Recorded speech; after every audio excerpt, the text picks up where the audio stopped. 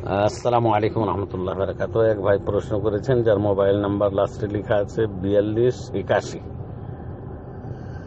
যে গাভীর গলায় ঘোড়ার লাল লটকে দেয় যখন দুধ দেয় বা গর্ভবতী থাকে।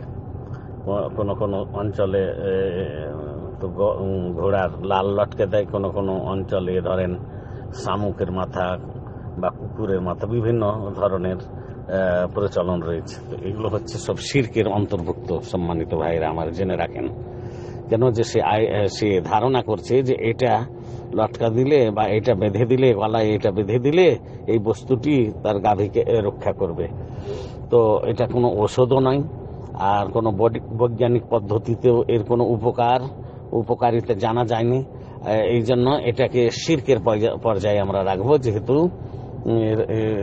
এটা খালেস শিরক হয়ে যাবে। সুতরাং এতে থেকে তওবা করা উচিত, আর এটা একেবারে কাবিরা গুনাহ হয়ে যাবে।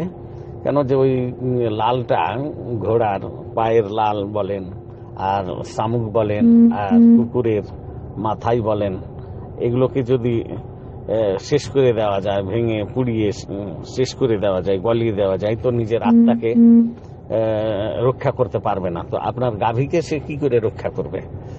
এগুলো তো একটু জ্ঞান থাকা উচিত। সম্মানিত ভাইরা আমার, এইভাবে বুঝাবেন লোককে যে এগুলো হচ্ছে শিরক, এগুলো অবৈধ, এগুলো জায়েজ নয় কোনো মতে। আসসালামু আলাইকুম রহমতুল্লাহ বারাকাতুহু।